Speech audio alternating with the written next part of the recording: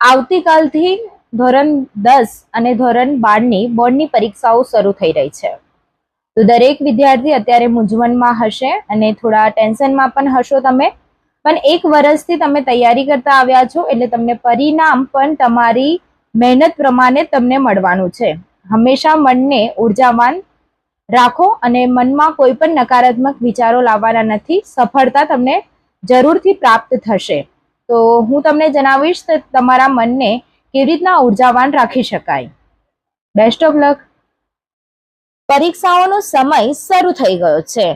જીવન પણ વિવિધ પરીક્ષાઓનો સરવાળો બાદબાકી છે.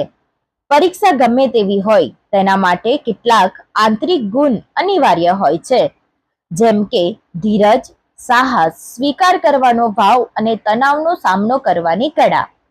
આંતરિક ગુણ તો કુદરતી રીતે મળેલા જ છે, પરંતુ તણાવનો સામનો કરવાની કળા વૈજ્ઞાનિક પદ્ધતિથી ધીમે ધીમે વિકસિત કરી શકાય છે.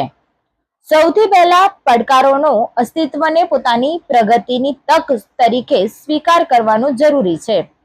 એક રિસર્ચ પ્રમાણે તણાવનો અનુભવ સંપૂર્ણપણે નકારાત્મક નથી.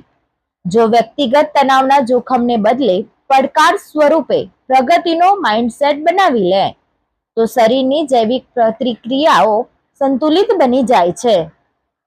અલ્ટ્રાડ્રિયન રિધમના સિદ્ધાંત મુજબ માનવ મસ્તિષ્ક લગભગ 70 થી 90 મિનિટના જૈવિક ચક્રમાં કાર્ય કરે છે. લાંબા સમય સુધી આરામ વગર કામ કરવાથી ધ્યાનની ક્ષમતા ઘટી જાય છે, પરંતુ નાનકડા બ્રેક લેવાથી ધ્યાન ફરીથી સક્રિય થાય છે, ઉત્પાદકતા વધી જાય છે અને ભૂલો ઓછી થાય છે.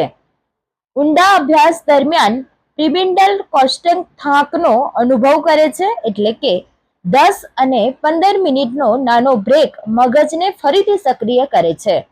હળવું સ્ટ્રેચિંગ કે ખુલ્લા સ્થાને ફરવાથી પણ આંતરિક રક્ત સંચાર વધારીને ધ્યાન અને સ્મૃતિને સારી બનાવી દે છે.